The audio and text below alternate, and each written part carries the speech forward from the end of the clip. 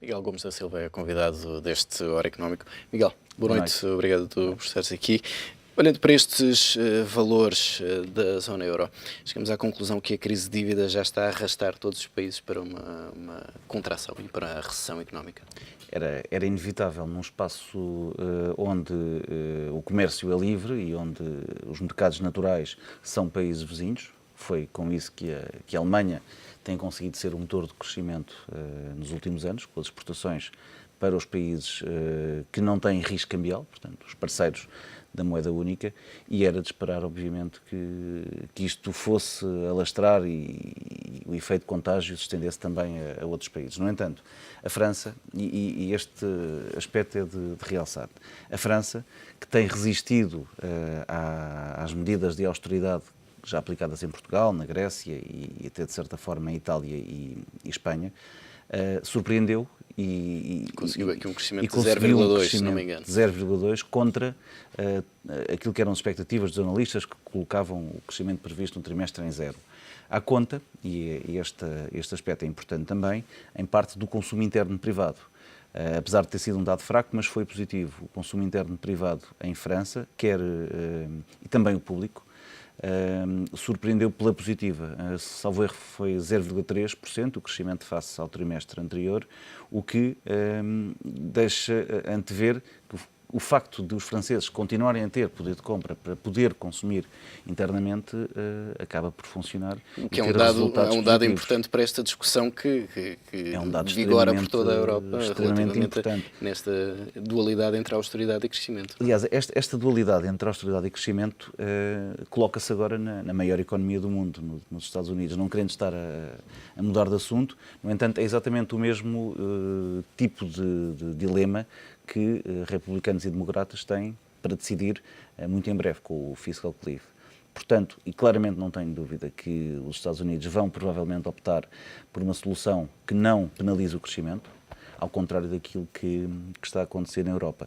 Países como a França, que continuam a ter níveis de crescimento, apesar de ténue, mas continuam a ter algum crescimento, graças às exportações líquidas e, em parte, ao consumo interno, provam que, se calhar, as medidas de austeridade podem ter efeitos prejudiciais. Ou, pelo menos, se não exagerarmos na austeridade, podemos ter aqui algum benefício. E há a expectativa de que o quarto trimestre do ano agrave esta tendência um pouco por toda a Europa. Isto pode fazer soar aqui alguns sinais de alarme. Por exemplo, junto do Banco Central Europeu, há a possibilidade do BCE tentar atuar com um corte de juros ou já não vale a pena? Para já vamos aguardar pela revisão das estimativas do BCE. Vai ocorrer na primeira reunião de dezembro. Portanto, logo nos primeiros dias de dezembro deveremos ficar a conhecer qual é a estimativa do BCE para o crescimento na zona euro em 2012, já que as últimas são de setembro, estão um pouco desatualizadas.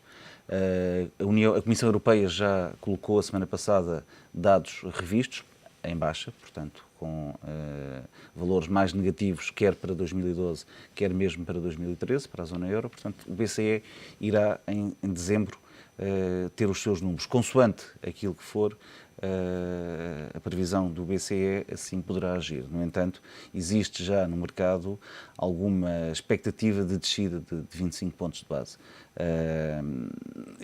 Eu penso que é prematuro, sem saber aquilo que são os números do BCE, estar a avançar com isso. No entanto, o Sr. Draghi, na última reunião, disse que a taxa de inflação estará controlada, portanto, o nível de preços para 2013 está controlado abaixo dos 2%, o que deixa margem para, se ele quiser, um corte na taxa de juros. Mas nesta altura, na Europa, a preocupação maior está certamente com a questão da Grécia e vemos que não há sequer uma ideia consensual entre os parceiros europeus e o Fundo Monetário Internacional relativamente ao que fazer à Grécia. A questão da Grécia é um bocadinho mais complicada do que à primeira vista parece. Há aqui não será uma divergência, mas é uma diferente interpretação por parte, por um lado, da União Europeia, por outro lado, por parte do FMI. O FMI pretende que, até 2020, a Grécia cumpra com um nível de dívida abaixo dos 120%. A União Europeia pretende que tal seja feito até 2022. Portanto, há aqui 2 anos de diferença. No entanto, há um ponto muito importante. é que, para que até 2020 a Grécia tenha um nível de dívida abaixo dos 120%, as medidas de austeridade exigidas colocam as estimativas com uma obrigação de cortar, de fazer um novo haircut. Acontece que o último haircut incidiu apenas sobre os privados. E, atualmente, a distribuição da dívida grega pelas várias entidades consagra que apenas 18% do total da dívida grega está nas mãos dos privados, o que um haircut seria insuficiente. Portanto, teríamos que alargar este default de dívida às outras entidades que não foram atingidas neste último PSI, nomeadamente o Banco Central Europeu. Ou seja, que é quem surge à cabeça prática, agora como o grande detentor de dívida precisamente, grega. 47% da dívida grega está nas mãos do Fundo de Estabilização Europeu e do BCE.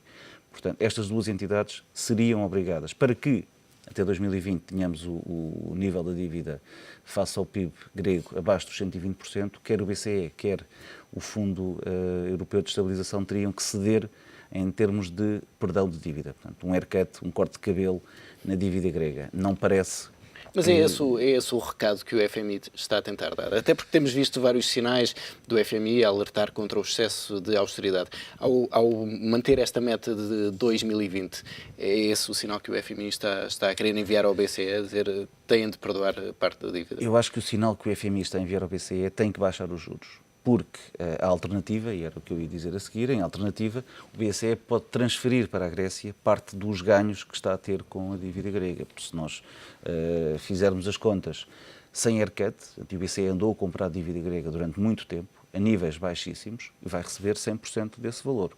São ganhos de milhares de milhões de euros. Poderá partilhar um pouco com a Grécia esses resultados, como baixando a taxa de juro alguns pontos percentuais, o que permitirá provavelmente equilibrar. E é isso que o FMI quer, e aquilo que está em cima da mesa agora nas negociações entre a FMI e a União Europeia é precisamente um prolongamento do prazo do pagamento da dívida, porque o FMI acredita que se dermos mais tempo à Grécia para pagar, as medidas de austeridade necessárias serão menores, logo o produto não será tão penalizado. Logo o rácio, e estamos a falar de rácios, será beneficiado. Por outro lado, se as taxas de juros fossem menores, o serviço da dívida também é menor, portanto a exigência financeira anual da Grécia para pagar os juros da dívida seria inferior, menos medidas de austeridade, logo mais crescimento, logo o problema poderia ficar resolvido. Eu acho que há aqui um braço de ferro. A União Europeia não quer ceder neste sentido, ou pelo menos não tem querido ceder.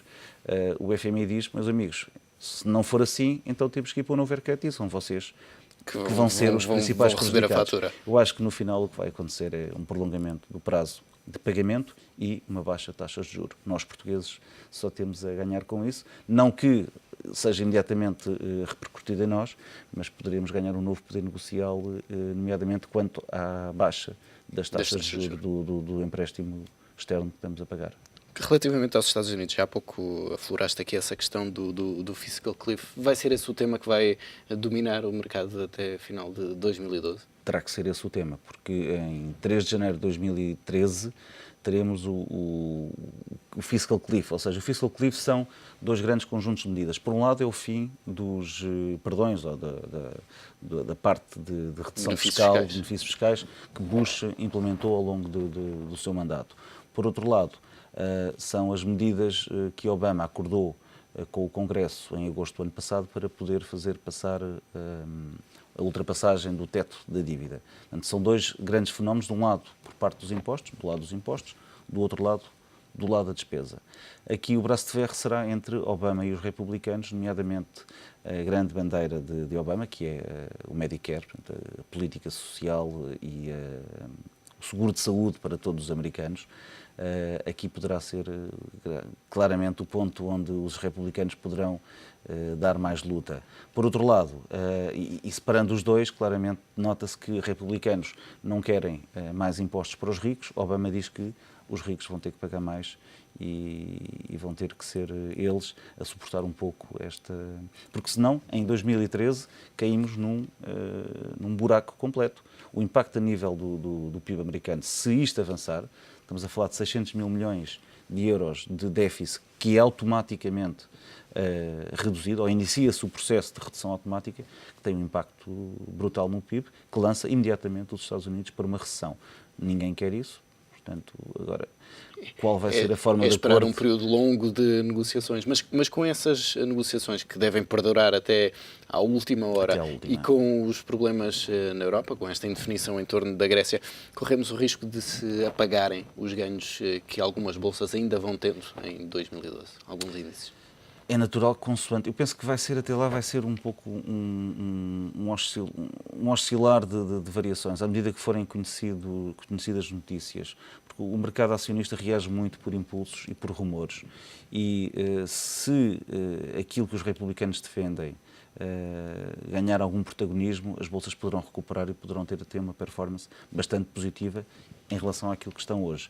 Se Obama conseguir levar a sua avante, taxar mais violentamente os dividendos, por exemplo, taxar mais violentamente os ganhos com as mais-valias de ações para todos os contribuintes com valores acima de 200 mil euros, com rendimentos acima de 200 mil euros, aí teremos as bolsas provavelmente a titubear um pouco até ao final do ano. E só para concluir, temos aqui um outro tema que pode entrar na mente de alguns investidores, uma mudança de liderança na China. Há um objetivo traçado de duplicar o PIB de 2010 até 2020. O que é que a China vai influenciar na mente dos investidores? Bastante. Mais importante do que duplicar o PIB é a duplicação do rendimento per capita chinês. O senhor Xi Jinping, se não estou em erro, será essa ainda a forma temos que nos correta habituar a pronunciar um novo disse novo claramente que vai apostar numa China como economia social, na educação, na saúde, no bem-estar das pessoas e no crescimento do rendimento individual. O que ele quer dizer com isto é dinamizar o consumo privado na China e ficar menos dependente do exterior. Isto vai ter um impacto ao nível do rendimento das pessoas, das famílias normais na China, que deverão duplicar o seu rendimento disponível mais rapidamente do que a China duplicará o PIB. Este efeito é colossal. Então, nós teremos aqui o mercado interno chinês. Pensarmos isto na Europa ou nos Estados Unidos é impensável, não é? Portanto, não conseguimos sequer atingir ou vislumbrar o que será fazer isto em tão curto espaço de tempo. No entanto, ele pretende, por um lado, mais mercado, menos Estado, mais mercado, pelo menos é o que tem dito, e dinamizar o consumo interno chinês. Portanto, essa duplicação do PIB será atingida mais à custa da dinamização do consumo interno, portanto, através do consumo dos próprios chineses e menos através do investimento direto estrangeiro, que tem sido o motor da dinâmica da economia chinesa. Este senhor, no entanto, tem uma história de vida engraçada. Ele passou as passas do Algarve, como se costuma dizer. A expressão chinesa será parecida. Viver lá nos confins da China profunda, em condições complicadas, faz parte da educação de qualquer comunista, como eles costumam dizer. No entanto, qualquer uma das pessoas que está no elenco governativo, são 7, os chamados ministros do próximo governo chinês, qualquer um deles vem de uma China que começou uma abertura ao mercado global e nomeadamente à economia de mercado. E quer o Sr. Xi, quer os seus colegas de governo têm uma perspectiva diferente daquilo que é a empresa privada, daquilo que é a importância do capitalismo. E esse poderá ser um passo importante, nomeadamente não apenas na duplicação do PIB, porque isso não é novidade nenhuma. Aliás, ele próprio disse que está disposto a abdicar de 1 a 2% do crescimento do PIB para que isso se reflita no crescimento do rendimento das pessoas. E isto é de facto sublime, sobretudo quando vivemos uma Europa que vai num trajeto perfeitamente inverso, quando aquilo que se quer é crescer em termos de PIB e reduzir o déficit e não à custa da redução do rendimento disponível das pessoas. Miguel, muito obrigado pela presença neste Hora Económica. Boa noite.